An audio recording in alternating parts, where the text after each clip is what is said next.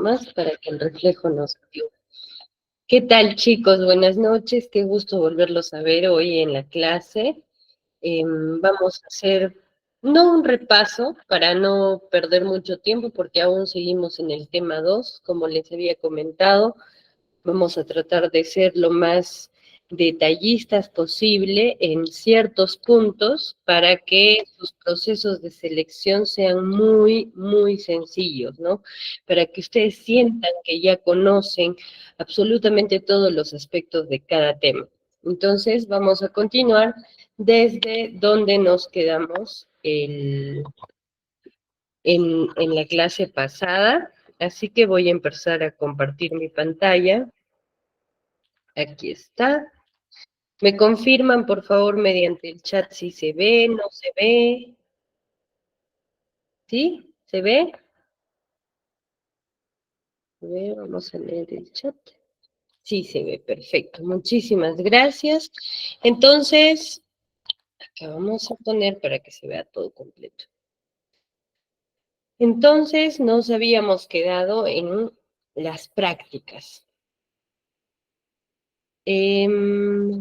A ver, déjenme ver un segundito. ¿Por qué no se ve todo completo? No entiendo. ¿Ustedes lo ven completo? Sí, sí lo ven completo. Perfecto. Entonces nos habíamos quedado en otra forma de reclutamiento, ¿no? Ya habíamos visto bolsas de trabajo, eventos de reclutamiento, eh, marca empleado, no, todavía no hemos visto marca empleadora. Eventos de reclutamiento, bolsas de trabajo, bolsas de universidades, institutos, ya habíamos visto absolutamente todo y nos toca ahora ver el tema de las prácticas. ¿Es una buena forma de reclutar? ¿No es una buena forma de reclutar? ¿Y por qué me había quedado exclusivamente en las prácticas? Porque a diferencia de las otras formas de reclutamiento, las prácticas resultan ser eh, dos cosas, ¿no? Pueden ser una salida, pero para realizarlas, para poder implementarlas, se tiene que tener en cuenta muchas cosas que son súper delicadas. Por ejemplo, no sé si por ahí alguien puede levantar la mano de empresas que saben que utilizan las prácticas para no pagar sueldos o pagar sueldos bajísimos. Ahí me levantan la mano para saber si hay alguien que conoce a una empresa que utiliza las prácticas para pagar sueldos muy bajos o no, o simplemente no pagarlos, ¿no? La conocida pasantía. A ver, chicos, quiero que participen para saber que me están escuchando, ¿ok? Nailet dice sí conozco, Cristian dice que no. Bueno, usualmente algunas empresas, claro que digamos son las menos organizadas, utilizan el sistema de prácticas como una forma de contratar personal a bajo costo, entre comillas. Incluso muchas utilizan el tema de pasantías con la finalidad de no pagarle al practicante por sus servicios, ¿no? Le dicen, no, vas a hacer una pasantía de 4 horas, eso, te vamos a pagar pasajes. Imagínense, eso implica un problema terrible con el Ministerio de Trabajo. Para el Ministerio de Trabajo no existen las pasantías, ni las prácticas ad honorem, jamás. Te meterías en un grandísimo problema si haces ese tipo de contrataciones porque van en contra de la normativa laboral vigente. No sé si ustedes, bueno, tal vez algunos de ustedes son más jóvenes, pero por ahí ustedes deben recordar la ley Pulpín, que fue todo un boom por ahí en el 2014. Bueno, si no la recuerdan, más adelante tal vez podemos verla un poco más a profundidad cuando hagamos el tema de contratos. Entonces, ¿cuándo sí puedo utilizar un sistema de prácticas para reclutamiento de personal? Lo primero es que tengo que tener bien establecido el programa de prácticas. No se trata de contratar una persona solo porque por no tener experiencia resulta ser más barato, ¿no? Jamás es el peor error que una persona puede cometer.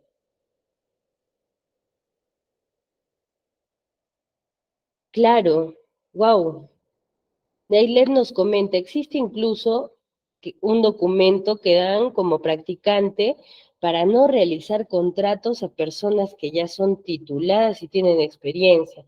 Sí, hay que tener mucho cuidado con esta forma de prácticas y si ustedes lo quieren implementar en las empresas en las que laboran o quieren utilizarlo para reclutar personal, y ahora les voy a decir cómo, tienen que tener mucho cuidado, tienen que tener personal preparado para enseñar. Unas prácticas no significan que viene una persona que no sabe nada y yo le voy a enseñar más o menos a hacer las cosas. No se trata de eso, se trata de que la persona aprenda. Además, que esta persona, dependiendo de las horas que trabaje, sí puede trabajar a tiempo parcial. Recuerden, tiempo parcial no excede las 20 horas semanales. ¿Eso qué quiere decir? 4 horas al día a lo mucho. No puede exceder ni por un minuto. Es más, no debe exceder las 19,59 horas el contrato a tiempo parcial. Eso es lo primero. Debo ser capaz de cumplir con la norma. Si no, es mejor contratar un personal profesional, tal vez no en el tiempo completo, ¿no? Tal vez no en las 8 horas. Si mi presupuesto no me lo permite, yo sí puedo reducir la jornada y por ende puedo reducir la remuneración salarial.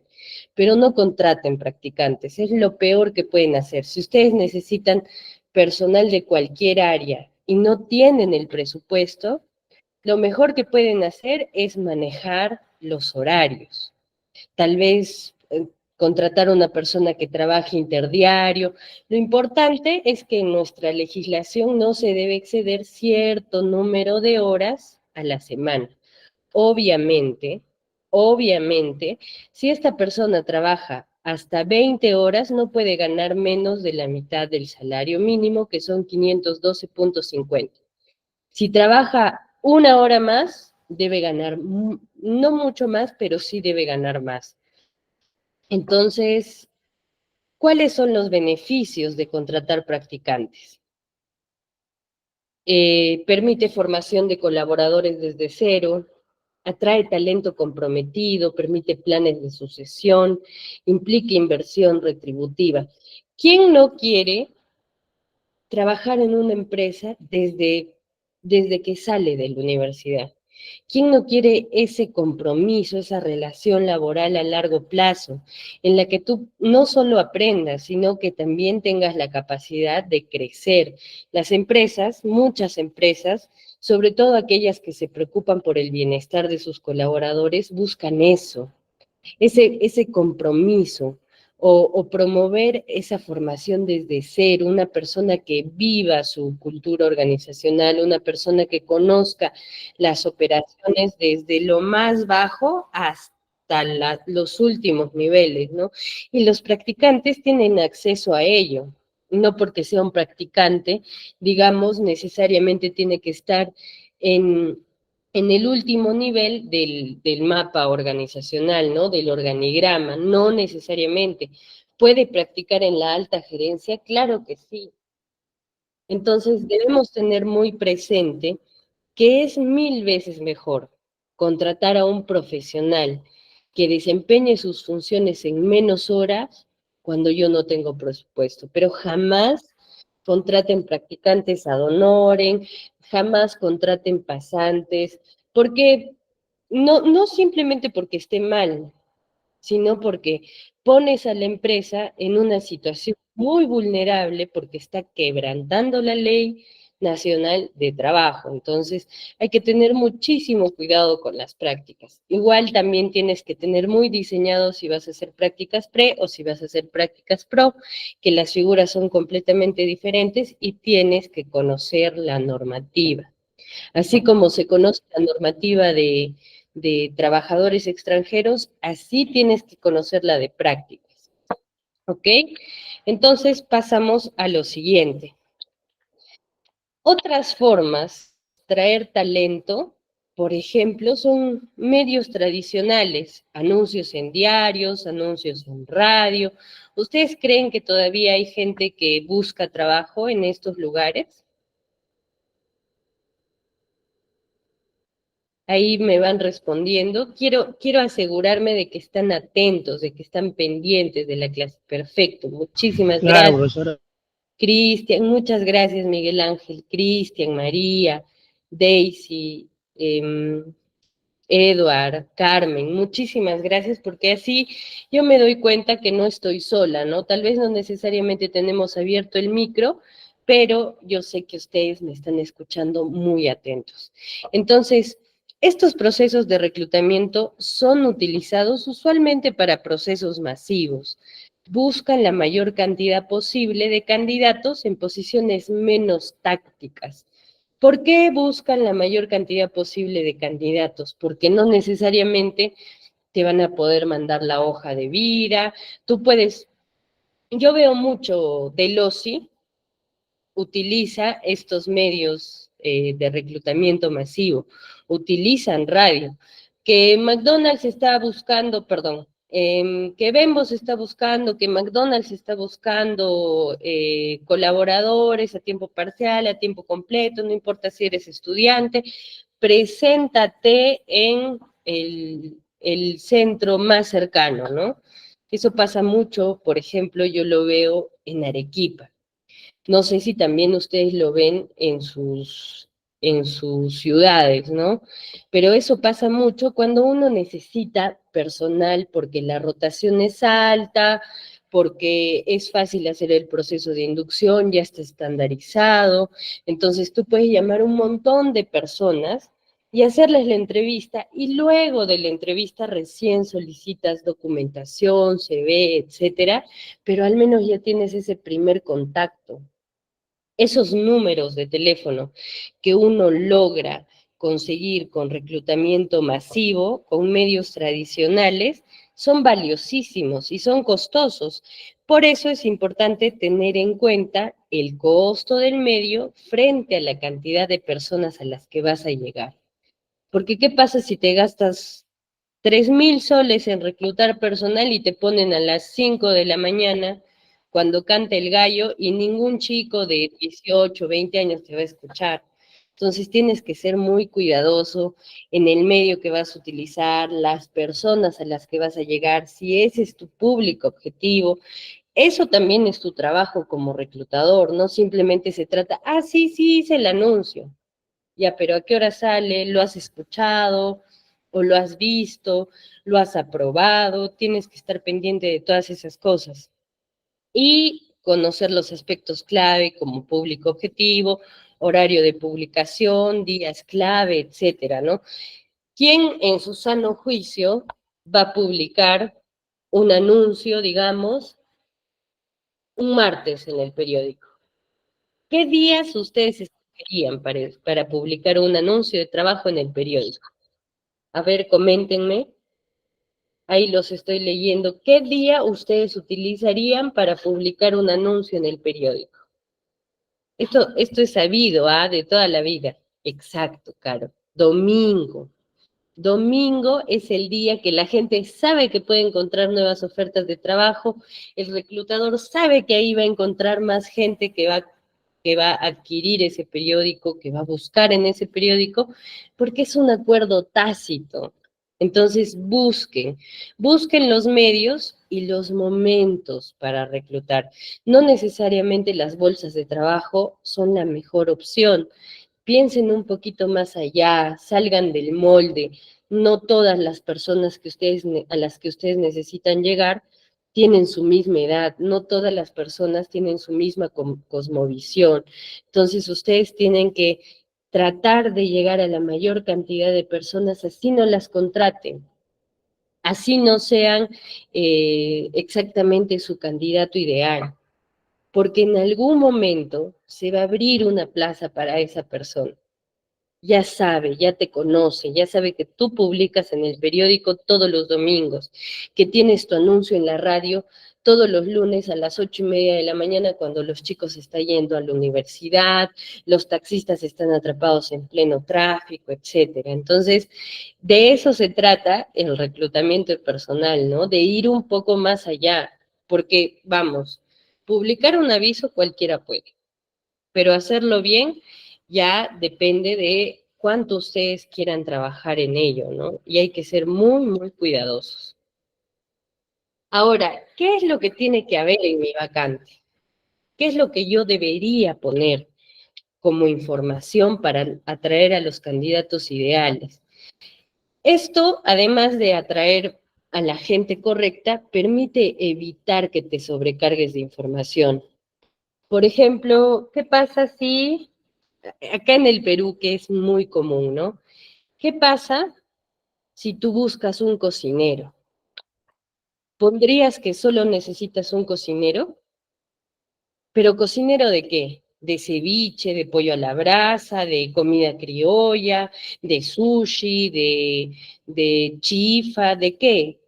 Entonces, obviamente vas a poder llegar a miles de millones de cocineros, pero vas a encontrar al cocinero que tú buscas y solo pones necesito cocinero. Jamás. Entonces, aquí es donde le damos la importancia a qué debo comunicar. Lo primero y más importante, el título de la posición. Si es asistente, si es jefe, si es coordinador, si es supervisor, si es asesor, lo que sea, tiene que estar siempre puesto. Nunca pongan, se necesita personal de recursos humanos, pero ¿para qué posición? ¿Cuánta gente va a postular? Te vas a perder en un mar de CVs que no te van a servir casi para nada si tú no pones el título de la manera correcta. Obviamente, ustedes ya han trabajado esto, ¿dónde?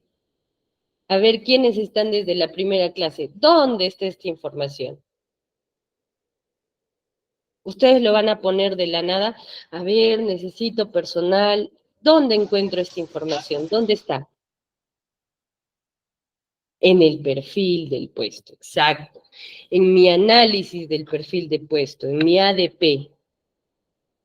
Exacto, esa es la forma como deberíamos buscar. Se busca técnico de ingeniería civil. ¿Existe la carrera técnica de ingeniería civil? Eso es un poco nuevo para mí. Ok, perfecto. Entonces, vamos a empezar por lo primero. Título de la posición. La descripción, obviamente, del trabajo, ya la tengo hecha, los requisitos del puesto, ya lo tengo hecho. La ubicación de la prestación del servicio, sumamente importante. Mucha gente no se le ocurre ponerlo y cuando llama un candidato que obviamente vive en la misma ciudad, pero que el trabajo le queda a 3.000 horas, con tráfico 4.000. Y jamás en la vida va a aceptar una posición que le quede tan lejos, a menos que tú puedas indagar un poco más y tengas esa disposición, pero es súper importante poner la ubicación. Ahora, tipo de empleo. ¿Cuál es el tipo de empleo? ¿Alguien sabe a qué puedo hacer referencia con el tipo de empleo? ¿Sí? Sí me están escuchando, ¿no? Porque no veo que nadie me diga qué puede ser el tipo de empleo. Ajá, tal cual. Si es presencial, si es remoto, si es híbrido, exacto, a eso hace referencia. Ahora, voy a dejar la banda salarial para el final. Continuamos. Régimen o beneficios. Este es un aspecto que ustedes deben decidir, ¿no? Si necesariamente poner el régimen en el que ustedes se encuentran para que la gente sepa más o menos qué es lo que va a tener, qué es lo que no va a tener, aunque claro, si yo pongo mi régimen MIPE, mucha gente va a decir que es MIPE, ¿no? Depende del nivel también de conocimiento en relación a este tema. Pueden poner algunos beneficios más resaltantes, no se olviden que ya no estamos en el siglo XIX, ya la gente no se mata por una posición de trabajo. Ya no es así. Ahora somos nosotros los reclutadores quienes vendemos a mi empresa o a la organización a la que pertenezco para que otras personas también quieran ser parte. Entonces, debo poner la posición de trabajo claro como atractiva, claro como pertenece a esta gran familia, o sé parte de una gran organización, o haz una línea de carrera con nosotros. Son buenísimas formas de llamar a las personas a postular, porque como les digo, la publicación de la vacante hace el 70% del trabajo. Ya ustedes han hecho el tema de la evaluación de la organización, ya han hecho la evaluación de el análisis del perfil de la posición, ya han hecho esa parte. Pero, ¿cómo van a llamar gente si su anuncio, su publicación no brinda la información necesaria, no es atractiva para los candidatos? Imagínense un chico que estudia una carrera técnica, que necesita trabajar y que encima tiene acceso a una educación 100% virtual. Lo mejor que le podría pasar a esta persona es encontrar un empleo remoto. Y ustedes pueden describir esas cosas también en la publicación de su vacante. Si eres estudiante, si tus horarios son de tal forma o de tal otra, sé parte de nuestra organización, tenemos una gama de horarios, puedes trabajar de noche también, ¿no? Brindamos grandes beneficios, descuentos en nuestras tiendas, descuentos en restaurantes, tenemos convenios con institutos, todo eso debe estar en los beneficios. No necesariamente deben poner pues media gratificación, ¿no? Eso va a depender y más adelante vamos a ver cómo lo define. El cronograma del proceso se publica no en todas las vacantes, no en todas las posiciones, sobre todo si hay alguien por aquí de instituciones públicas, ustedes saben que cuando elaboran una publicación deben publicar también el cronograma del proceso, ¿no? Municipalidades, ministerios, programas, todos ellos siempre tienen su cronograma. Resultados de filtro 1, resultados de filtro 2, evaluación técnica. Entonces, ustedes también tienen que considerarlo, tal vez a grandes rasgos, si trabajan en instituciones públicas, obviamente es un requisito obligatorio por el Ministerio del Trabajo, entonces, también consideren el cronograma. Las exclusiones. Y eso está directamente relacionado a eh, los requisitos. ¿Cuáles son los requisitos indispensables? No sé si ustedes alguna vez han visto, busco asistente de recursos humanos, bachiller en psicología, entre paréntesis, excluyente de 30 a 45 años excluyente. ¿Eso qué significa? Que las posibilidades se van a cerrar un poco más para que la posición sea más fácil incluso de analizar, de digerir al momento de revisar los perfiles, ¿no? Y los horarios, si ustedes tienen un horario atractivo, pónganlo, siempre pónganlo. Si el horario ustedes sienten que es un poco complejo, un poco complicado, pueden no ponerlo, pero siempre, siempre, siempre tienen que tener mucho cuidado con toda la información que comparten, también tienen que ser cuidadosos al momento de poner la banda salarial, si la empresa lo permite, si está de acuerdo, tal vez hay algún gerente que prefiere que no, y mucho menos el régimen, etcétera, ¿no? Entonces, tampoco se lancen a la piscina, cada empresa maneja su información como la quiere manejar, y hay algunos aspectos sensibles aquí. Y ahora vamos a la remuneración. ¿La comparto, no la comparto? ¿Ustedes qué dicen? ¿Qué se debería hacer? Los estoy leyendo, chicos. Díganme, ¿la comparto, no la compartir, no compartir? Sí, ahí está. Cristian dice que sí. ¿Alguien más? Daisy dice que sí. Pero esperen. Ustedes dicen, sí, hay que compartir la remuneración, pero desde el punto de vista del trabajador, del que está buscando el trabajo, o desde el reclutador. A ver, ¿ustedes qué piensan? Desde ambos, dice Cristian. Bueno, lamentablemente, en muchas ocasiones, sobre todo dependiendo, no, para el Estado sí, claro, para el Estado siempre el Servir, que es el programa de, digamos, de control interno del Estado, obliga a que se publique la remuneración. Es cierto, Cristian, comunicar la remuneración también comunica mucha transparencia, pero en algunas situaciones es mejor no hacerlo. ¿Por qué sí?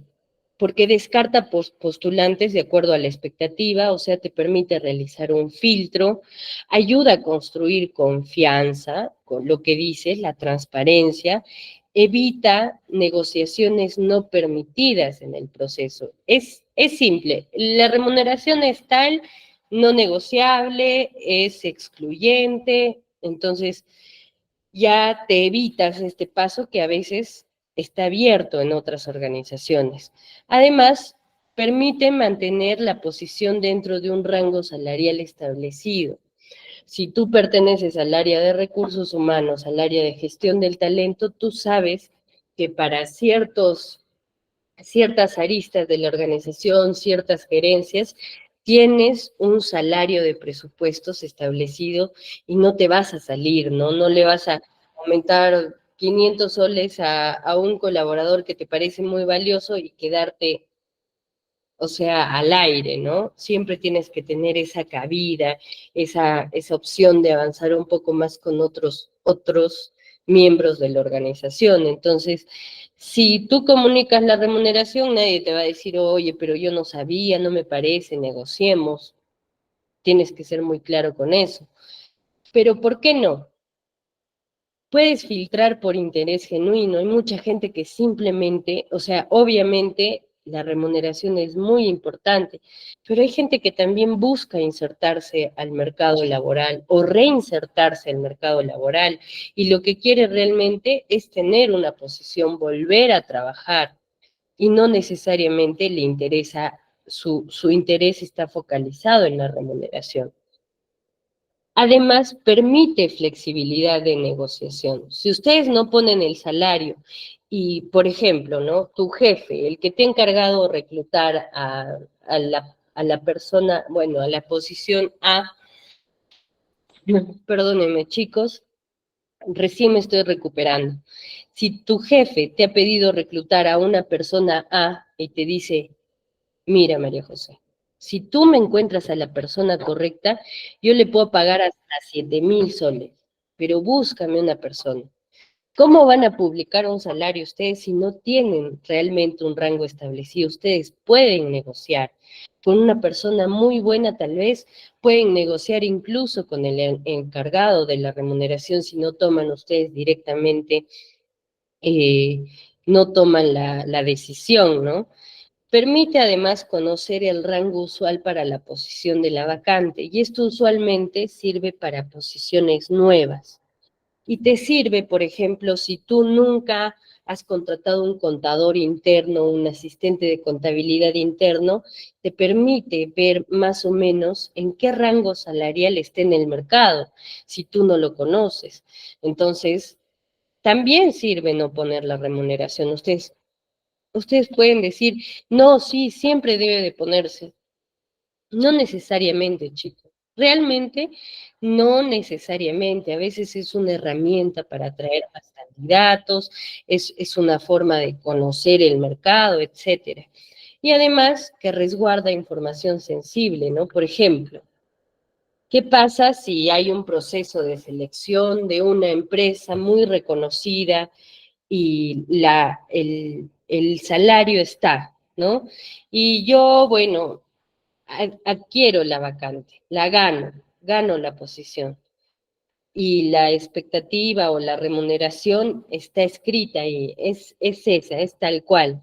También es información sensible para el colaborador, es información sensible para la empresa. Hay algunos colaboradores, hay algunas empresas que tienen mucho cuidado con estas cosas, ¿no? Y debemos pensar en todo. Sí, profesora, es un caso muy extremo, es cierto, pero nosotros en nuestra posición debemos ponernos en todas las situaciones, ¿no? Ahora continuamos. ¿Cuáles son los filtros de selección? Y esto es un tema súper importante y que va a ayudar a aquellos quienes han ingresado al curso para superar procesos de selección y también va a ayudar a quienes están encargados de reclutar personal o quieren empezar sus carreras son afines a esta actividad, ¿no? Lo primero, las palabras clave. ¿Cuáles son las palabras clave? Estas deben estar presentes en el perfil del puesto y la publicación. Permite establecer un match entre requisitos y experiencia. Son determinantes al momento de descartar candidatos, ¿no? ¿Qué pasa si yo busco un psicólogo?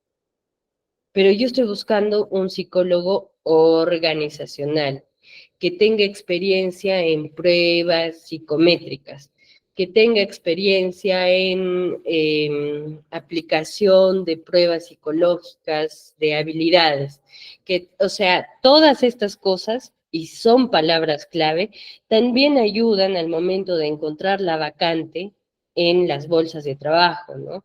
No necesariamente todos los profesionales se van a una rama.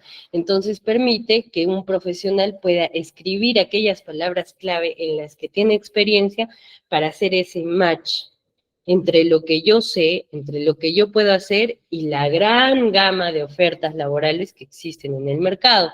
Los conocimientos técnicos también son importantes y también son considerados palabras clave. Excel, Excel avanzado, Excel intermedio, ya ustedes están aplicando a dos candidatos completamente distintos, de niveles ejecutivos completamente diferentes.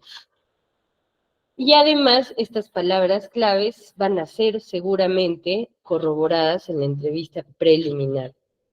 Además, estas palabras clave permiten definir el norte de la posición.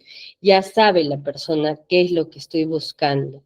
Ya cuando yo empiezo a trabajar en la descripción de la posición a la que yo postulé, tenía ahí mucha información relevante. Las preguntas de filtro. Se utilizan como conocimiento superficial del candidato, explica los requisitos de la posición, deben ser redactadas de manera coherente. Ustedes tienen que hacer un trabajo previo. No es que a mí se me ocurre en ese momento las palabras clave, no es que a mí en ese momento se me ocurren las preguntas de filtro. Estamos hablando del momento del momento antes de seleccionar a las personas, del momento antes de llamar a las personas, del momento antes de hacer estas preguntas de filtro. No, no, jamás en la vida ustedes van a realizar un proceso de reclutamiento y selección de personal y en ese momento se te van a ocurrir 10 preguntas de filtro que muchas veces no tienen nada que ver con la posición.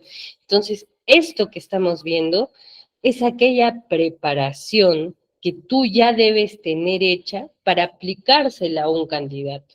Luego vamos a ver cómo el candidato responde, cómo tiene que ser la dinámica, ¿ok? Deben ser redactadas de manera coherente.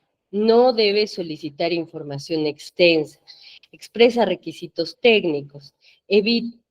A toda costa eviten anécdotas.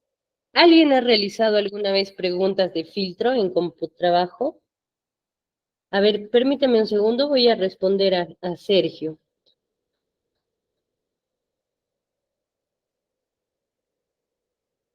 Sergio me pregunta si puede reclutar a un trabajador recién egresado de la universidad o instituto o tiene que tener experiencia. Depende de la posición. Acá, si tú estás buscando un practicante, obviamente sí. Si tú estás buscando una persona que implemente un puesto que recién haya salido de la universidad, o sea, un puesto que no había existido antes en tu organización y tú quieres contratar a un practicante, definitivamente no. Como te comenté, es mejor tener menos horas y contratar a una persona que tenga más experiencia o que tenga experiencia en ello, pero no un practicante. ¿A eso te referías, Sergio?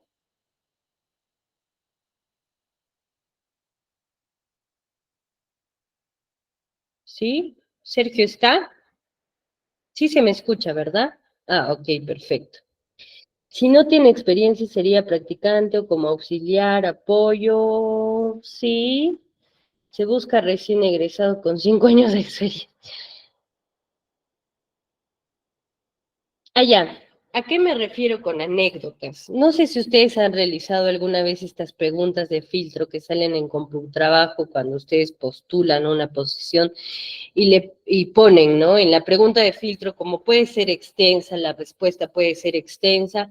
¿Alguna vez has tenido una situación complicada? ¿Cómo la resolviste?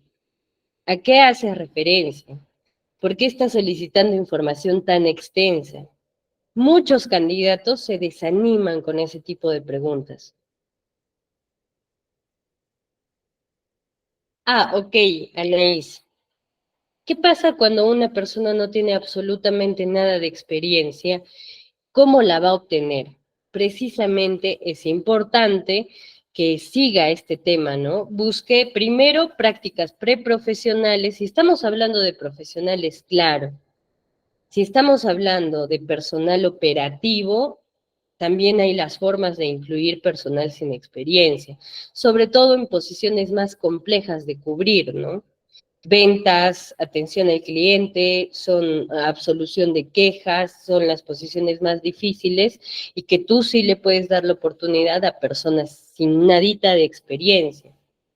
Pero, por ejemplo, Anaís, ¿qué pasa con un psicólogo que está saliendo de la universidad y no tiene trabajo? No está buscando necesariamente un trabajo. Lo que está buscando es prácticas. Y si ya tiene bachiller, son prácticas profesionales. Y seguramente y muy probablemente va a encontrar esa posición y es lo mejor que uno puede hacer. No puedes entrar directamente como psicólogo, ¿no?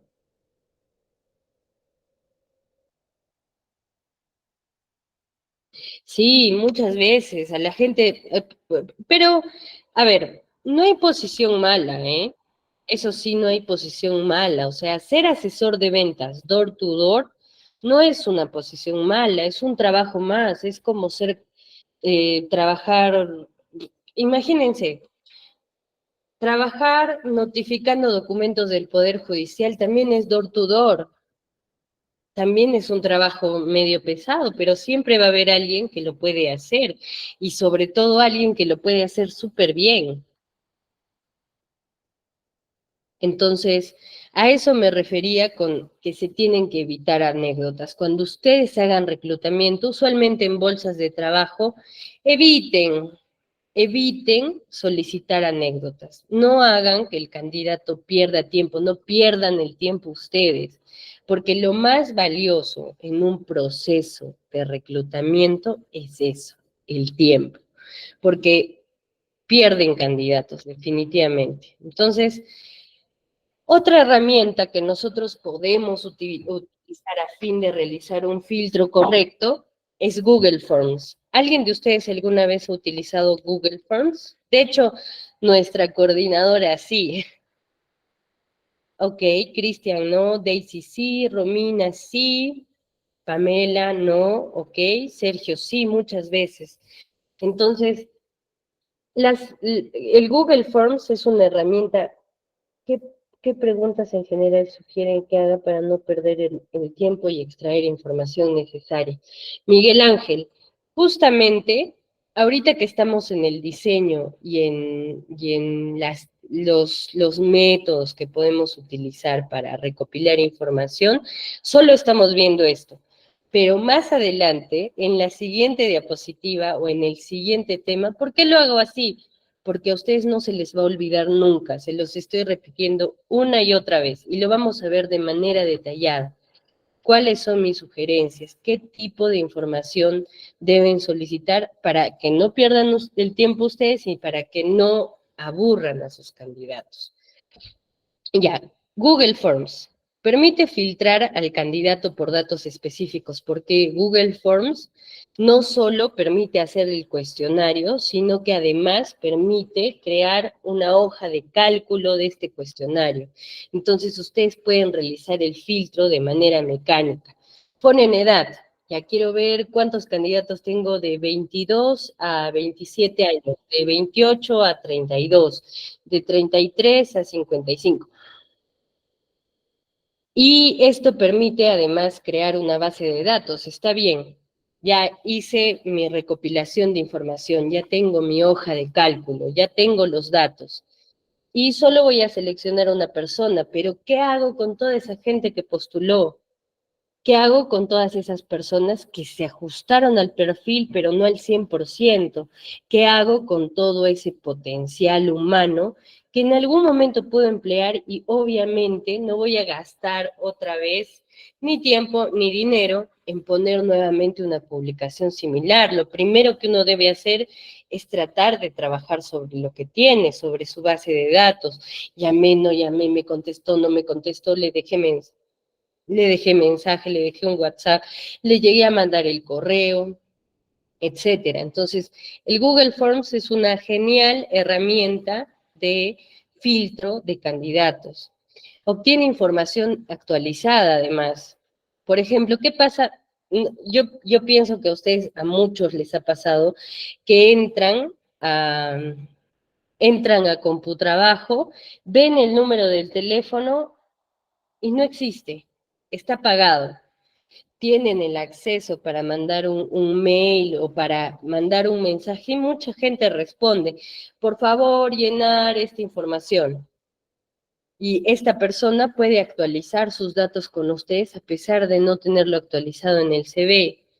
Lo cuarto es que solicita también información excluyente, ¿no? Expectativa salarial simple, de 2.000 a 3.000, de 3.000 a 3.500, de 1.025 a 1.500, y pueden establecer los rangos que ustedes deseen realmente, ¿no?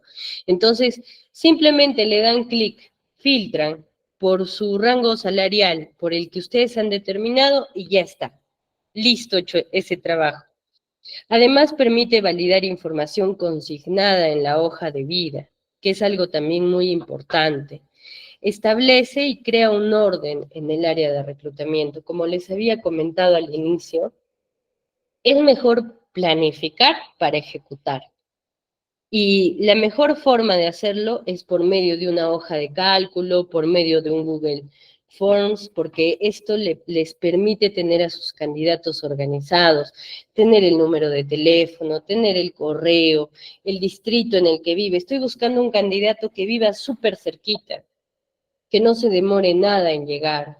Quiero facilitarle la vida a mi candidato porque el trabajo es pesado o es una posición difícil de cubrir. Entonces quiero buscar las mejores facilidades. Entonces yo filtro toda aquella información que obviamente me sirve al momento de elegir a mis candidatos, al momento de semaforizar, que eso también lo vamos a ver más adelante. Ya vimos Google. Ahora, entrevista preliminar. Usualmente la entrevista preliminar se hace vía teléfono.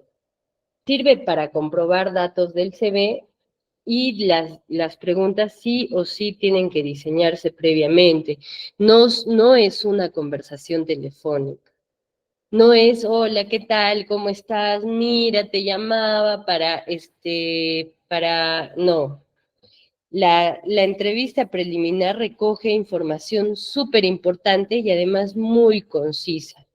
Permite reducir la carpeta de candidatos, también es muy importante.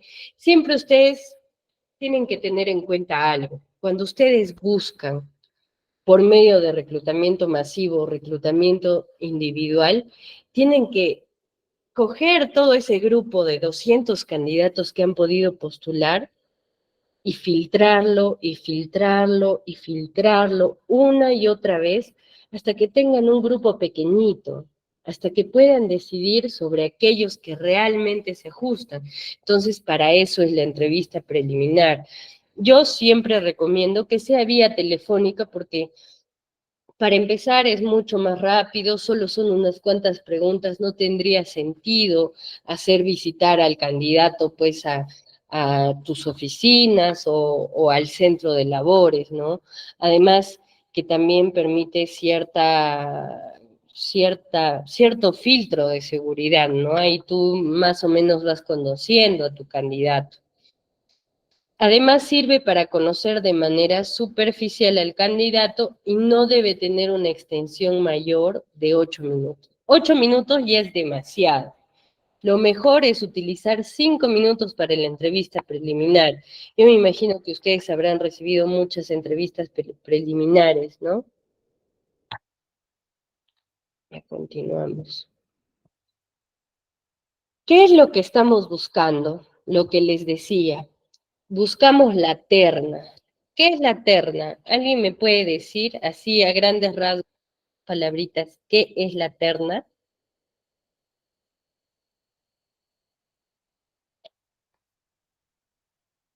Ahí está en la diapositiva. Chicos, no se duerman. Necesito que ustedes participen, que estén pendientes, porque además a mí también me ayuda a llevar adelante la capacitación, ¿no? Bueno, aunque la decisión, exacto, un grupo de personas importantes. Muy bien, Jimena, muchas gracias por participar. Aunque la decisión puede recaer directamente al área de reclutamiento y selección, cuando se trata de posiciones angulares, o sea que tienen mucha responsabilidad, siempre debe buscarse una opinión final. Por ejemplo, el jefe inmediato o la gerencia para elegir aquella pieza que encaje mejor. Para ello se seleccionan solo 3 candidatos, por eso se llama terna. ¿Cómo hago que 200 personas, que 300 personas, o que 100 personas, o que incluso 50 personas logren convertirse en 3? Y no son cualquiera, no son, ya voy a escoger 3 al azar y a esos los voy a pasar al final y que se entrevisten y el jefe que pase y él que tome la decisión. No, se trata de elegir a los 3 mejores, no necesariamente a los que hayan avanzado más en su carrera, no necesariamente al que tenga doctorado, no necesariamente al que viva al lado de la empresa, que es un aspecto importante. Entonces, eso es lo que estamos buscando, la terna. Por eso es muy importante que ustedes planifiquen muy bien su reclutamiento de personal. En la primera etapa, allá, el esquema de planificación de las entrevistas se basa en 7 etapas, ¿no? La bienvenida, acerca de nosotros, acerca de la experiencia profesional, formación de preguntas, aspectos personales, acerca de la posición y cierre. Estas son las etapas que ustedes van a utilizar. Ahora vamos a ver cuál es la entrevista, cómo se desarrolla la entrevista. La entrevista, primero, de ser posible, tiene que ser presencial, de ser posible, porque muchas veces nosotros reclutamos personal que se encuentra en otras ciudades, ¿no? Lo segundo es que deben coordinarse de manera que el candidato no espere, a menos que la posición te obligue a conocer si el candidato es capaz de esperar. A veces se utiliza también como una forma de filtro. Se debe evitar que los candidatos se encuentren en áreas comunes. ¿Por qué? Porque pueden conversar, pueden hacerse preguntas, pueden llegar a ciertas conclusiones acerca de la posición. Entonces, ustedes tienen que organizar sus entrevistas de manera tal que entre un candidato y salga otro. Pero ¿por qué, profesora, nos abocamos en cosas tan técnicas, tan simples, que pueden ser fortuitas o no? Porque son importantes, porque crea subjetividades dentro de la entrevista. Si se cruza un candidato que ya pasó entrevista contigo con uno que recién va a pasar, oye, ¿qué te preguntaron? Oye, ¿y qué te dijeron? ¿Te han dicho cuánto van a pagar? ¿Ya sabes algo? Entonces, evitas esas cosas.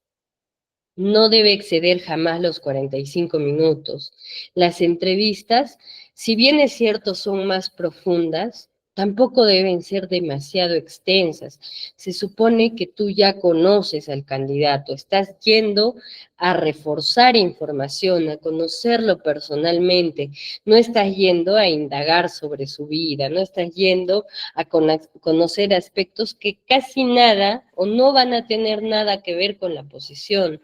Recuerden que ustedes tienen un perfil de puesto y que ese perfil de puesto tiene sus requisitos explícitamente detallados y en base a eso debe ser realizada la entrevista. Es sumamente importante tomar nota, porque la mente es frágil, así ustedes entrevisten solo 2 candidatos, siempre deben tomar nota y yo, particularmente yo, recomiendo que la nota se tome sobre el CV, porque ustedes van a ir en orden con el CV, con la hoja de vida. Yo siempre recomiendo que se tomen sobre el CV. ¿Se debe llenar una ficha de entrevista? En la medida de lo posible, sí. ¿Por qué? Porque ustedes van a tener un orden, quién llegó primero, quién llegó después, algunos datos que no pregunté en la entrevista, porque la entrevista no es simplemente un cuestionario, la entrevista es una conversación y esto les permite dar un refuerzo que en algún momento a ustedes se les puede haber escapado con las preguntas que son más importantes, sobre todo para tenerlas desde el candidato, desde la fuente real. Se debe revisar el CV de antemano de todas maneras. No hay nada más incómodo que un reclutador que está leyendo tu CV en tu cara. No hay nada más incómodo, más molestoso, incluso se puede considerar una falta de respeto, ¿no? Entonces ustedes deben llegar a sus entrevistas conociendo de pe a pa la hoja de vida de vuestro candidato. Debe realizarse en un ambiente cómodo, libre de música, libre de distracciones y obviamente lo que más les va a ayudar es preparar una guía de preguntas, porque así de esta manera no se les va a olvidar casi nada o absolutamente nada en la medida de lo posible, ¿no? Siempre hay algo que se pasa, tengo mi ficha de entrevista. Si tengo mi guía de entrevista, seguramente no me voy a equivocar, no me voy a olvidar. Oye, ¿y cuánto quiere ganar? Se me pasó. Es que he entrevistado a tantas personas, pensé que ya le había preguntado, pero mira, no lo apunté, entonces no le pregunté. Entonces tú tienes que cubrir absolutamente todo lo posible dentro de el reclutamiento. ¿Qué tipos de entrevista existen? Existen 6 tipos de entrevista: la no dirigida, la estructurada o dirigida, la de situación, la de serie, la de panel y la de tensión. La no dirigida obviamente es una conversación fluida que surge con mucha naturalidad, permite flexibilidad, permite ir, volver, permite adaptar las respuestas y experiencias a ciertas situaciones que ustedes quieren indagar, ¿no? Ahí sí se puede decir, oye, ¿y alguna vez te ha pasado que no sé, se te perdió algo en logística, cómo lo resolviste? Cuando ustedes utilizan una entrevista no dirigida, les da mucha posibilidad a indagar un poco más en cómo un candidato es capaz de reaccionar, si tiene toma de decisiones o no, etcétera. En cuanto a la entrevista dirigida, ustedes tienen un bombo de preguntas definido y organizado. Y organizado significa que una va detrás de la otra. No es que, ya habíamos visto tu experiencia, ahora nos pasamos al aspecto personal. Ahora vemos tus hobbies. No. Siempre tiene que ser en el orden establecido y permite indagar experiencias, competencias y habilidades. Suele ser un guión que será adaptado de acuerdo a la interacción, pero los cambios, ojo, aquí son mínimos y depende también mucho de la posición. Entrevista de situación. Se busca tener ejemplos concretos del comportamiento pasado del candidato en situaciones específicas. Busca una mezcla de actitudes pasadas aplicadas a situaciones hipotéticas de la organización. Cuando ustedes realizan este tipo de entrevistas, ven qué valores tiene el candidato, si ha sido capaz de tomar decisiones, si ha afrontado un momento súper difícil dentro de una organización o incluso de manera personal y cómo lo ha afrontado. Incluso pueden detectar si este candidato atraviesa problemas de comportamiento, porque como ustedes lo sorprenden con una situación, el candidato actúa de la manera más natural, a diferencia de los otros tipos de entrevistas. En serie, es esa entrevista en la que el candidato es entrevistado por más personas, ¿no? Más de una al menos. Y va la entrevista de acuerdo a las capacidades de cada persona. Por ejemplo, primero la reclutadora, segundo el jefe de recursos humanos para adentrarse un poco más en el candidato. Tercero, el posible jefe, ¿no? O el que le va a brindar la capacitación, y luego el posible jefe. Y todas estas entrevistas permiten una dinámica súper rápida. El candidato no se aburre. Cada quien pregunta lo que sabe, cada quien pregunta lo que debe saber. Y entre todos, obviamente, se llegará a una conclusión. Y una entrevista de panel es una entrevista en la que un candidato es evaluado por un grupo de personas en lugar de un solo entrevistador, en la que es en serie, va uno después de otro, y eso sirve mucho con la psicología del candidato. En la de panel tenemos a varias personas que están presenciando al candidato, y esto lo pone en una situación súper diferente. No es lo mismo ser entrevistado por 5 personas pasando una por una que por 5 al frente tuyo. Y también te permite conocer cómo reacciona el candidato, si tiene facilidad de palabras, si se pone nervioso. Estas personas que ustedes obviamente van a elegir, no van a elegir a 5 personas, oigan, ya vamos a hacer una mancha y en esa mancha vamos a hacer una entrevista. Ya tú, no, obviamente tienen que elegir a las personas correctas, gerentes, supervisores, otros miembros importantes del equipo, representantes del área, otros profesionales relevantes para el puesto. No van a elegir a cualquier persona dentro de la organización simplemente para hacer el panel, ¿no? Los participantes múltiples. En una entrevista de panel, el candidato se encuentra con un grupo de personas, a menudo entre 3 y 6, que forman parte del panel de la entrevista o la interacción. Obviamente, si estamos hablando de un panel, siempre hay una persona que lidera el panel, ¿no? Que va pasando la batuta a cada uno de los miembros de este grupo. La entrevista de tensión ya no se aplica, pero antes se aplicaba mucho. Es una entrevista que buscaba evaluar el desempeño de un candidato en situaciones de estrés, toma de decisiones y de desenvolvimiento en escenarios fuera de control. Requiere el diseño de varios escenarios hipotéticos. La entrevista de tensión prácticamente es una actuación, y algunas empresas aún lo aplican, ¿no? Con sus candidatos, ponen a varias personas y crean una situación compleja y ven cómo cada uno logra salir de ella, ¿no? Ahora, el último tema de esta sesión, que felizmente ya la terminamos, que era del tema 2, es marca empleadora. ¿Ustedes a qué creen que hace referencia la marca empleadora? Perdónenme, recién estoy leyendo sus comentarios. Romina, me imagino que te refieres a las preguntas de filtro, ¿no? Y Nailet comenta que le entrevistaban así en su anterior trabajo, como en panel o en serie. Coméntanos, Nailet, para dinamizar un poco la clase. ¿Puedes hablar? Buenas noches. Hola, Buenas noches Nailet, a qué todos. gusto. Mucho gusto. Sí, en mi anterior trabajo yo me encargaba de reclutar personal. Yo, bueno, publicaba por mediante la plataforma de INDEC, seleccionaba a los más capacitados, programaba entrevistas en diferentes horarios para que no chocaran y no, así como usted indicó, no estuvieran todos en común en un espacio. Y luego, bueno, yo le pasaba a entrevistar con la persona que evaluaba nivel de conocimientos. Y luego, una vez que me pasaba el resultado de esa evaluación, pasaban conmigo para yo darle, bueno, yo también le evaluaba por mi parte lo que a mí me correspondía. Y en el caso de que la persona fuese seleccionada, le hablaba de todo lo que eran los beneficios. eh, bueno, beneficios es el tipo de régimen que, todo eso, pues le especificaba la parte de ese detalle de la empresa. Así éramos dos personas los encargados de reclutar personal.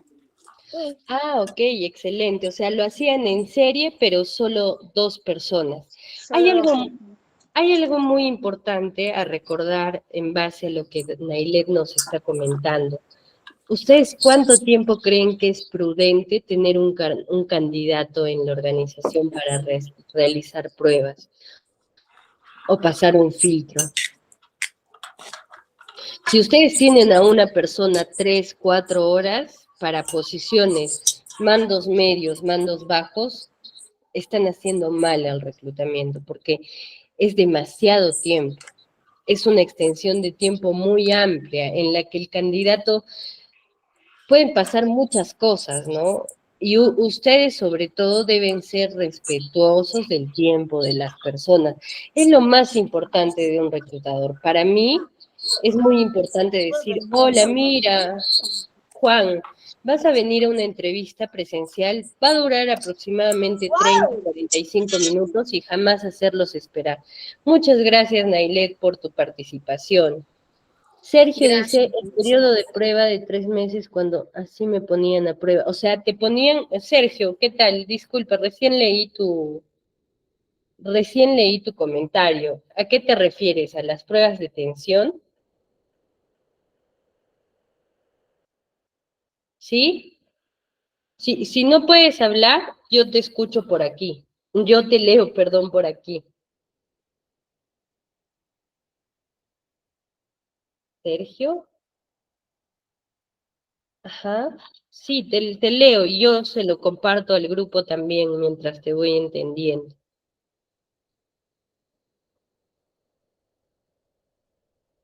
Ah, ok, entiendo. O sea, cuando tú estabas dentro del trabajo, les ponían situaciones de tensión para ver cómo reaccionaban. Eso, interesante. ¿Y nos puedes comentar más o menos de qué rubro era este trabajo? Ahí mientras Sergio nos va comentando, vamos a hablar de un tema que también es súper importante. Así como hablamos en otra ocasión de los KPIs y los OKRs, que son formas de medir cómo está haciendo el trabajo, los OKRs son mediciones que, que te proyectan, te orientan, ¿no? Te orientan a los resultados. También vamos a hablar de la marca empleadora. La marca empleadora atrae talento de calidad, retiene colaboradores, reduce costos de contratación, mejora la moral y el compromiso de la organización de los colaboradores, promueve el reclutamiento pasivo, que es gratis, el reclutamiento pasivo es gratuito y refuerza la reputación de la empresa en el mercado laboral. Recuerdan que hablábamos en la sesión pasada de lo importante que es comunicar lo que hago, sobre todo si lo que hago está bien, ¿no? Es muy importante. Es muy importante dejar saber si yo organizo campeonatos, es muy importante dejar saber si yo tengo convenios con otras instituciones, si consigo descuentos para mis colaboradores, etcétera. Y todo eso se engloba en la marca empleadora. No solo se trata de reclutar personal, no solo se trata de tener un buen clima organizacional, también se trata de comunicarlo, de que la gente lo sepa. ¿Quién no quiere trabajar en Antamina? Yo creo que mucha gente quiere trabajar en Antamina, porque hacen una buena promoción de su marca empleadora, porque se sabe que sus utilidades son buenas, que sus eventos son hermosos, que las vacaciones son buenísimas, que sortean pasajes, etcétera. Entonces, este es un aspecto que los va a ayudar a reclutar personal de manera prácticamente gratuita. Y esto está estrechamente relacionado al clima que ustedes creen en sus organizaciones. ¿Por qué lo puse al final de esta sesión, de la sesión 2, que recién la estamos terminando? Porque es muy importante para que ustedes pasen un trabajo de reclutamiento más sencillo, que trabajen y comuniquen su marca empleadora. Si su empresa no tiene LinkedIn, háganlo, porque al final eso también les permite aprender. Si la empresa en la que ustedes trabajan o para la que están reclutando no tiene Facebook, no tiene redes, no toma fotos, háganlo ustedes, porque eso les va a servir. En proyección les va a servir, el cambio se va a sentir cuando ustedes se retiren, cuando ustedes busquen una nueva oportunidad. Ustedes pueden presentar eso como carta de presentación y sobre todo porque facilita muchísimo el trabajo de reclutamiento. Trabajar en la marca empleadora es casi tan importante como trabajar en la marca en general. Es casi tan importante como que Caterpillar vende muy bien, vende maquinarias muy buenas, es muy seguro. ¿Quién no quiere tener un teléfono Caterpillar que lo tiras del cuarto piso y resiste? Igual hacen con su marca empleadora. ¿Quién no quiere trabajar en Ferreiros? Con sus utilidades, sus prestaciones, sus seguros médicos, sus eventos corporativos que son tan bonitos, ¿no? Entonces, yo les dejo, obviamente la clase aún no ha terminado, pero la sesión pasada sí, y les dejo esa tarea, ¿no? De buscar acerca de la marca empleadora, de empaparse un poco más sobre este tema porque es súper interesante y tiene mucho campo por desarrollar. Cristian dice, ¿la carta de presentación se considera? Claro que sí, Cristian, se consideran las cartas de presentación también. Y eso vamos a verlo ahorita, en la sesión 3. Entonces, déjenme cerrar esta diapositiva. Ya saben, chicos, que ustedes tienen este material, ya se lo he enviado a nuestra coordinadora, y vamos a arrancar con este. Denme un segundito. Vamos a empezar con nuestra siguiente sesión. Entonces ya hemos terminado nuestro proceso de reclutamiento. Ahora vamos a empezar nuestro proceso de selección. ¿Recuerdan las primeras clases en las que decíamos cuál es la diferencia entre reclutamiento y selección? Reclutamiento es atraer candidatos y selección es escoger de ese grupo que atrae. Entonces, ya hemos terminado con el reclutamiento, ya hemos terminado con cómo debería ser la programación de mi cronograma de reclutamiento de personal, qué tipo de entrevistas voy a realizar. Obviamente eso no se define en las preguntas de filtro, si voy a utilizar el Google Forms, eso no se define en el momento, cuando ya tengo a los candidatos, cuando ya los puedo contactar, eso se define mucho antes, casi junto con el perfil del puesto. Ahí yo voy a determinar cuántas etapas va a tener mi proceso, qué tipo de entrevistas, si puedo hacer una individual y una de panel, o si puedo hacer una en serie y una individual con el jefe directo, etcétera. Entonces, ya tenemos ese grupo de hojas de vida que sé cómo va a ser su proceso, sé qué tipo de entrevista le voy a realizar, etcétera. Permítanme un segundo, ya está. Ahora sí se ve completo. Ahora, ¿cómo evaluamos un currículum vitae? ¿Sí se ve? ¿Se ve la presentación que les compartí?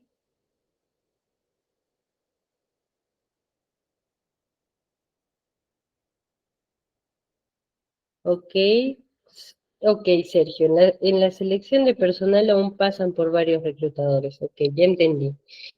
Entonces, evaluación de currículum vitae. En todo proceso de selección, sea masivo o individual, se va a recibir una gran cantidad de hojas de vida.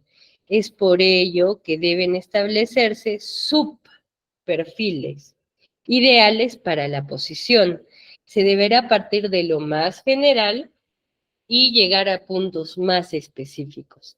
Es importante también utilizar killer questions. ¿Dónde se utilizan las killer questions?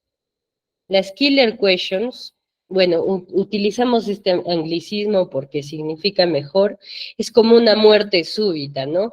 Ya, respondió que sí, listo, pasa a la siguiente etapa. Respondió que no, se retira. Eso es una killer question. Ay, perdón. Ok. ¿Cómo son las killer questions? Por ejemplo, son sencillas como años de experiencia, expectativa salarial, requisitos específicos, ¿no? ¿Cuáles son los requisitos específicos? Excel, licencia de conducir, conocimiento en RP, sistemas de CRM, manejo de smartphone. Depende obviamente de la posición, pero ustedes lo pueden utilizar. Eh, ¿Manejas Excel a nivel intermedio? Sí, no. No, descartado. Sí, pasa a la siguiente.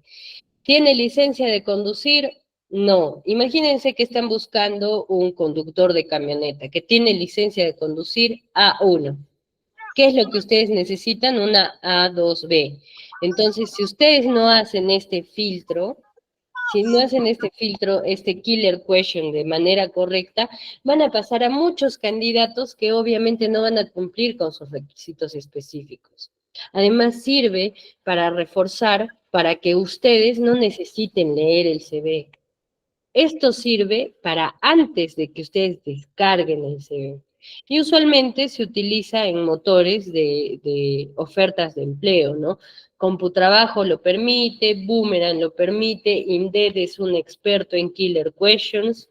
Entonces, esto hace que, digamos, ustedes reciben 300 CVs para una posición. ¿Van a leer los 300 CVs?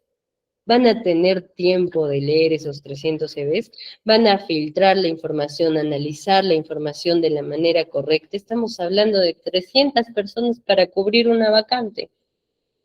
Entonces, ustedes tienen que utilizar estas preguntas para determinar, obviamente, qué CV me descargo y qué CV no me va a servir. La expectativa salarial usualmente es una killer question también. Años de experiencia en el puesto también es una killer question.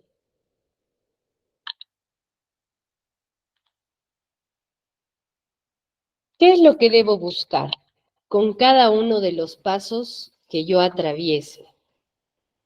Debo buscar al candidato ideal. Y desde el momento en el que yo hago la oferta, hago mi análisis de perfil de puestos, tengo que imaginar a ese candidato ideal.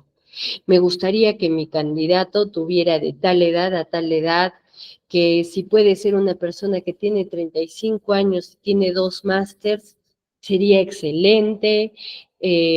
Si además tiene un físico, me refiero a un estado físico, pues no me refiero a un modelo voy a contratar, no. Si además tiene un estado físico bueno, adecuado, va a ser más fácil que pase sus exámenes médicos. Entonces ustedes, desde el momento en el que hacen la publicación, desde el momento en el que definen sus killer questions, ustedes deben idealizar cómo sería su candidato perfecto. Y en base a eso van a trabajar absolutamente todo lo demás. Si ustedes no se dan ese trabajo, están buscando una aguja en un pajar, no saben lo que están buscando. Entonces, podemos idealizar por género, sí, hay algunas posiciones que lo requieren. Ojo, que no invito a la contratación de un género u otro. Yo no estoy diciendo que deberíamos contratar más mujeres que hombres o más hombres que mujeres, para nada. Solo se debe considerar estas situaciones si la posición lo amerita. Por ejemplo, un almacenero. ¿Qué tiene que hacer un almacenero? Levantar peso, jalar, cargar, ensuciarse, tener mucha fuerza, ¿no? Entonces, algunas mujeres no se van a ajustar, la mayoría de mujeres lamentablemente no se van a ajustar a este tipo de posiciones.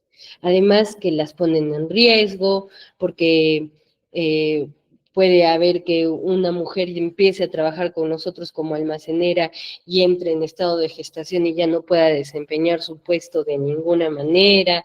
Entonces ustedes sí tienen que tener en consideración el género para algunas posiciones, no para todas. Ojo, es muy importante.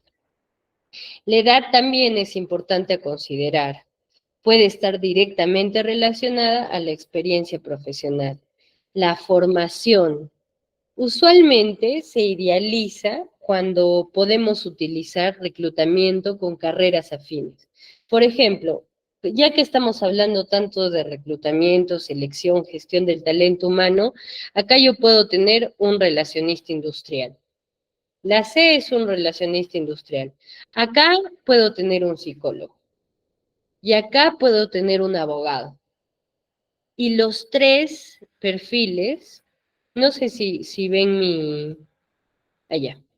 En la A puedo tener bueno, ya les expliqué, un abogado, un psicólogo y un relacionista industrial. Pero estos tres perfiles convergen en ciertas características. Y es ahí a donde yo estoy apuntando. No necesariamente necesito exclusivamente un psicólogo, no necesariamente necesito un laboralista, no necesariamente necesito un relacionista industrial.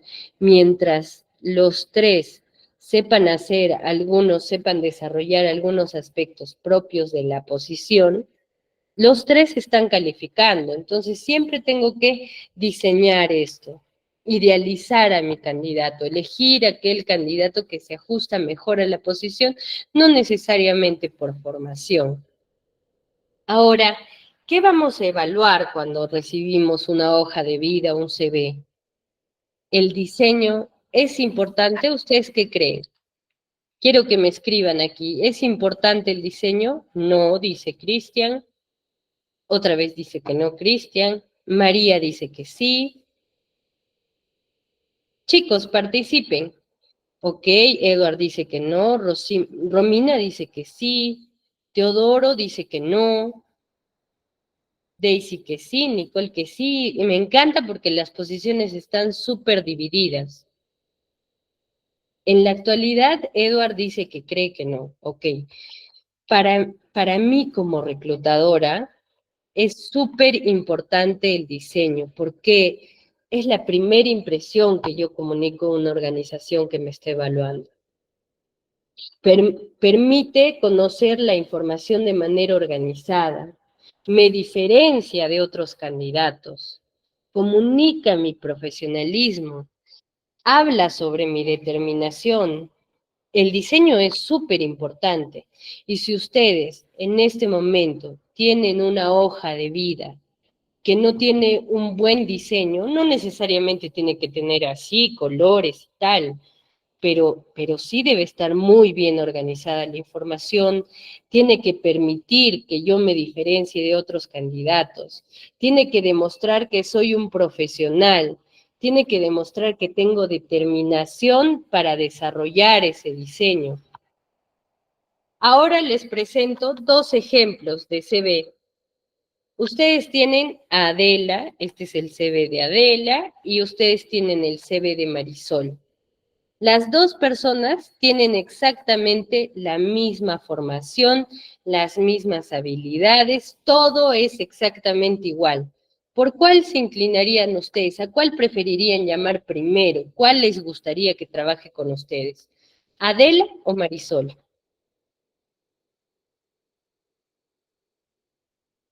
Obviamente, Cristian, es muy importante el contenido del CV. Puedes tener un CV hermoso, pero sin experiencia, es cierto, pero demuestra que a pesar de que no tienes experiencia, eres una persona muy determinada para hacer un CV hermoso, para darle aquello que te falta, para resaltarte de otras personas que tampoco tienen experiencia.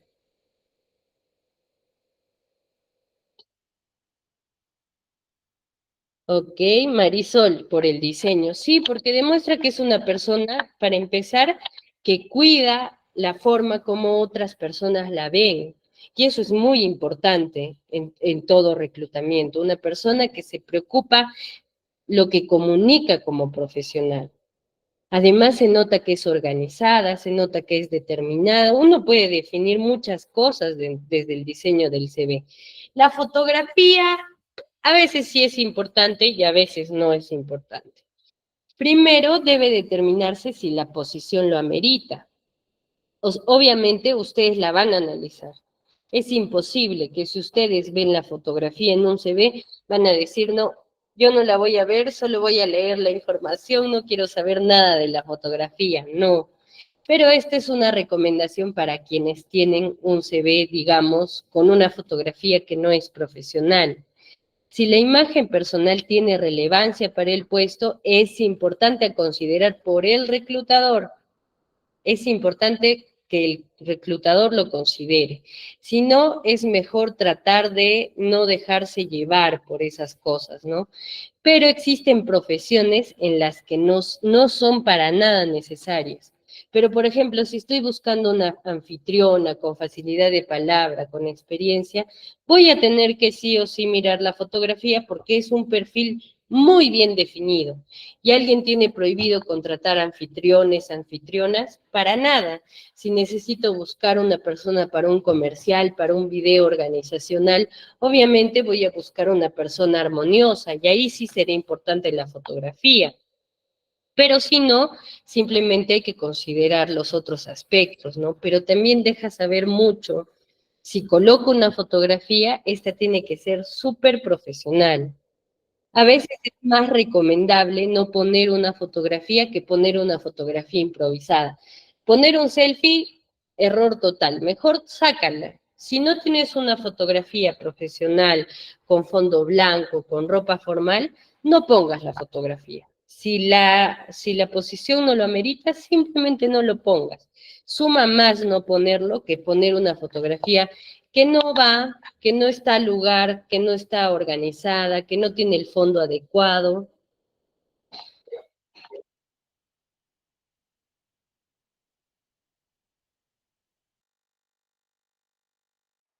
Permítanme un segundito, por favor.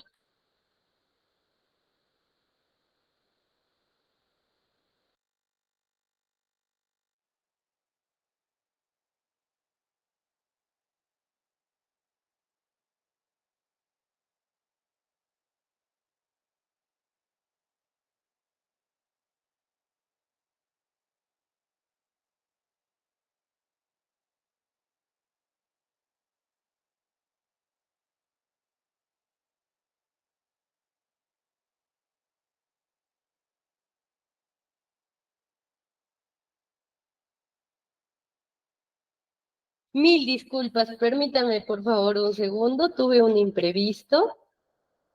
Continuamos entonces. ¿Qué decíamos de la fotografía?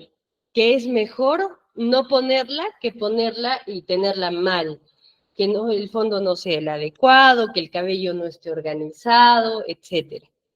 Ahora pasamos a ¿qué datos debo consignar en el CV?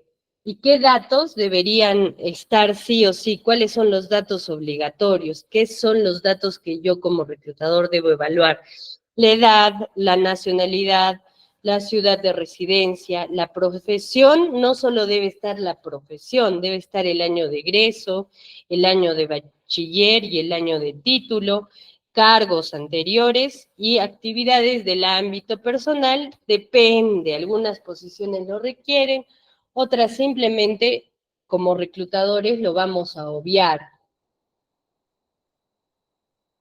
Conclusiones, ¿qué conclusiones sacamos de los perfiles profesionales? Es cierto que un perfil profesional o una hoja de papel no va a permitir que conozcas a una persona a profundidad, y algunos aspectos incluso pueden crear subjetividades, así como veíamos, ¿no? Hay gente que piensa que no es importante el diseño. Hoy por hoy es súper importante el diseño de un CV. Sin embargo, va a dar pinceladas de las características personales que influyen directamente en el desempeño de las funciones que yo estoy buscando cubrir. Por ejemplo, la estabilidad laboral. Si tú tienes un candidato que en 2 o 3 años ha estado en 7, 8 empresas, seguramente es una persona que tiene unas entrevistas buenísimas. pero no es una persona perseverante, no es una persona que puede llevar a cabo proyectos de largo plazo. Si tiene disponibilidad para, para viajar o no viajar, ahí lo ves también en la experiencia profesional.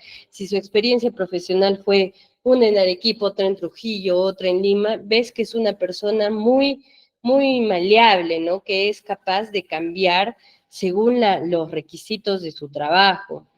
Si es una persona que se proyecta con las empresas, también puedes verlo dentro del CV, porque ha desarrollado posiciones de menor cargo hasta llegar a superarse a posiciones de mayor responsabilidad, ¿no? Y eso te permite conocer a esta persona, te permite saber que se desarrolla internamente, que además logra simpatía entre sus pares, ¿no? Porque es una persona que ha podido escalar.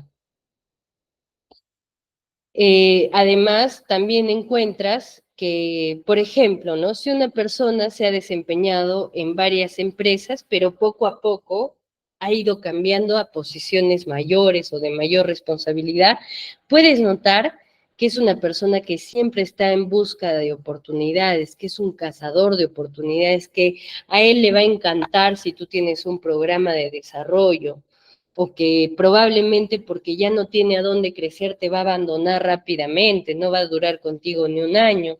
Puedes conocer, gracias a su CV, sus metas profesionales. Claro que sí. Puedes conocer también si tiene una orientación a un rubro determinado.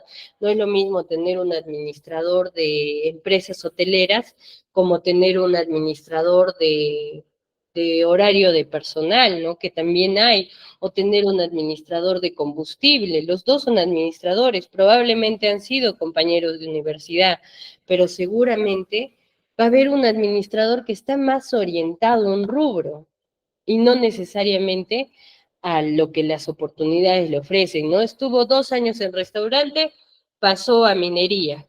Estuvo 2 años más en telecomunicaciones y se fue a servicios. Entonces, claro que un CV te permite conocer a una persona, te permite sacar sus conclusiones.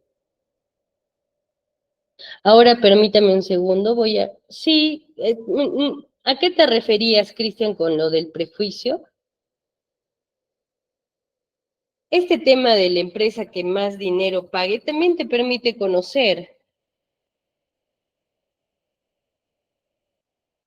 cómo se pone un emprendimiento en una hoja de vida. Tienes que considerar si este emprendimiento es relevante o contraproducente. La verdad, si es un emprendimiento que ha durado al menos más de 6 meses, vale la pena considerarlo totalmente. Pero si es un emprendimiento que tiene 3 meses o menos, definitivamente no lo pongas, porque hay información que es mejor no poner, porque crea, como vemos que Cristian habla del prejuicio, ¿no? Sobre la foto, te refieres a que uno puede juzgar por la belleza. Bueno, en realidad eso no depende de la foto, depende del profesional que está evaluando el CV. Si el profesional no es profesional y se deja llevar por eso cuando la posición que busca cubrir no tiene nada que ver, obviamente el problema no es de la foto, el problema es del profesional que está evaluando. No deben existir esos prejuicios. En la medida de lo posible debemos eliminarlos.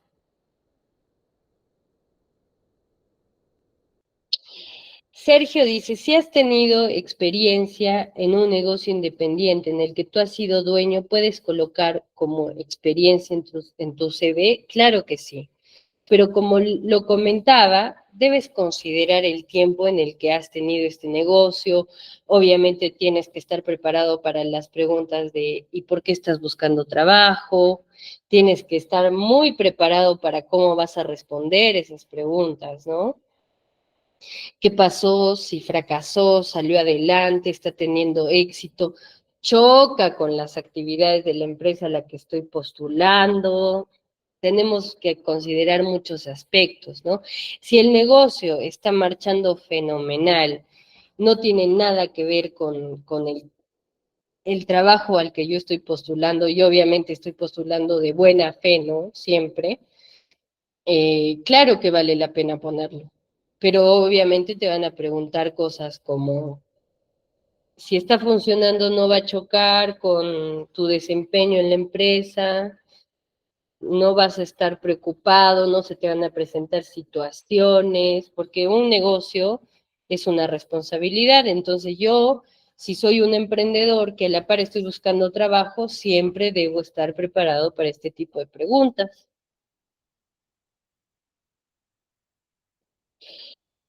Miguel Ángel, claro que sí. La imagen personal es súper importante al momento de asistir a una entrevista de trabajo.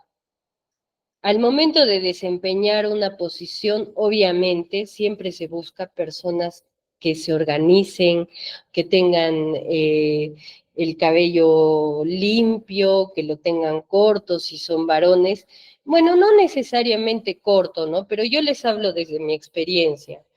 En restaurantes y hoteles, totalmente prohibido tener barba, totalmente prohibido tener el cabello largo, y en el caso de las damas, siempre con toca, por ejemplo.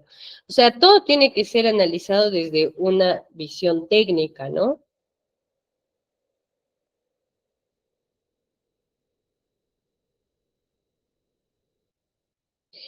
Es cierto, Cristian. Eso, en Suits, me encantan mucho las series, así que ustedes si hacen referencia a series, seguramente yo la he visto. En Suits dice que mientras mejor presentado te ven, te respetan más.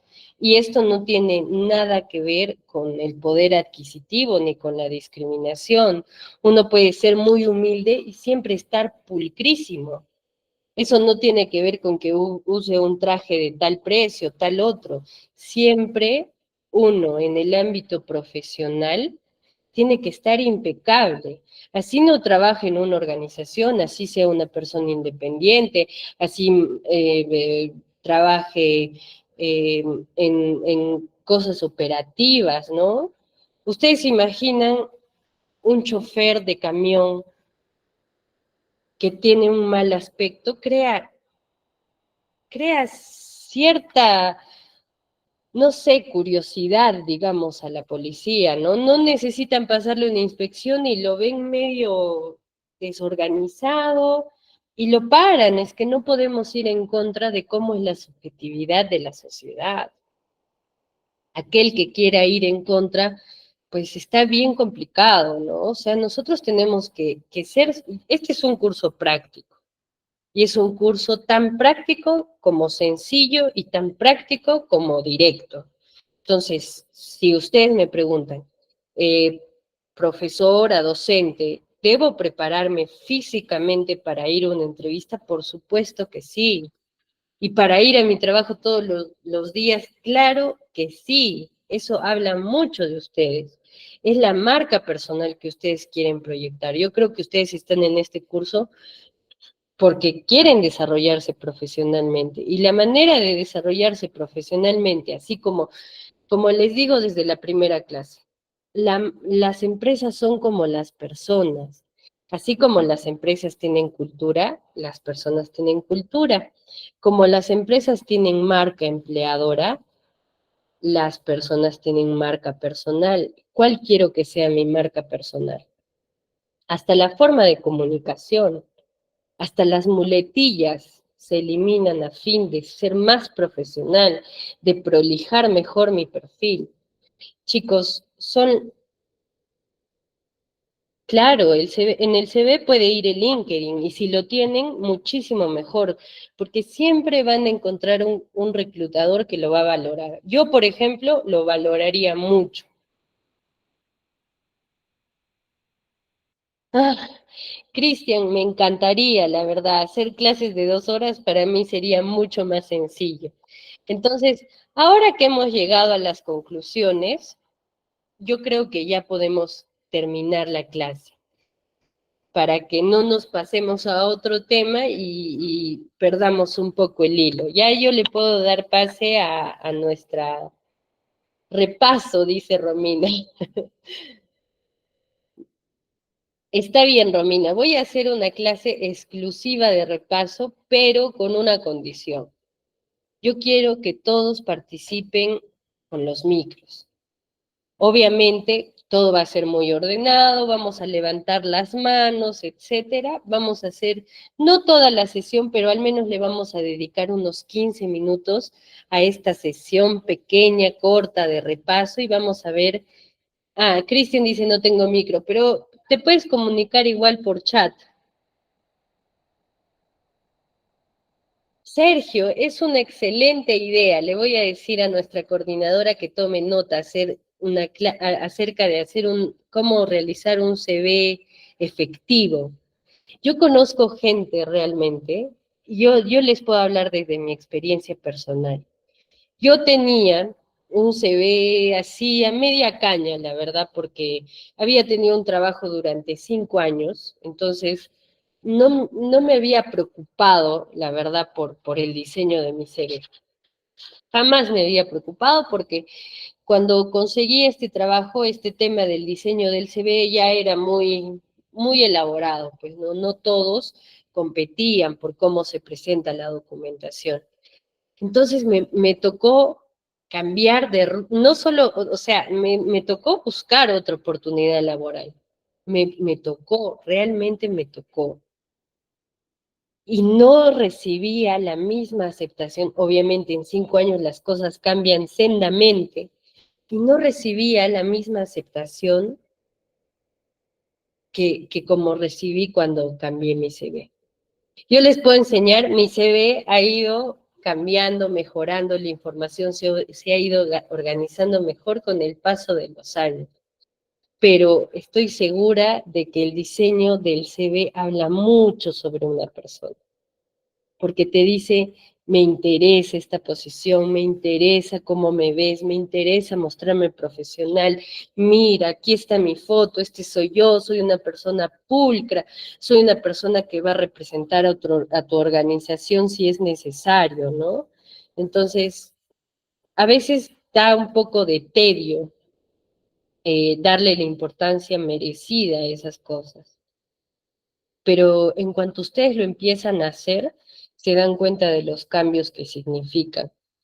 Es también sorprendente ver, por ejemplo, personas mayores tienen una forma de CV, pero es sorprendente ver a una persona mayor con un CV actualizado, bonito, con un buen diseño que comunica lo que uno quiere saber, que permite encontrar la información de forma organizada. Ya lo diferenció de los demás candidatos. Tal vez su experiencia es similar o es un poco menor, pero yo quiero conocer a esa persona. Si yo veo un CV diferente, yo quiero conocer a esa persona.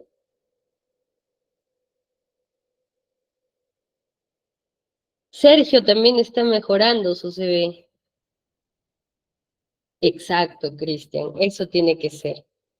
20 años de experiencia como reclutador, CV en Canva, perfecto. Bueno, chicos, le voy a dar paso a nuestra coordinadora, no me voy a extender más con ustedes, espero que la clase haya sido de su agrado, me van a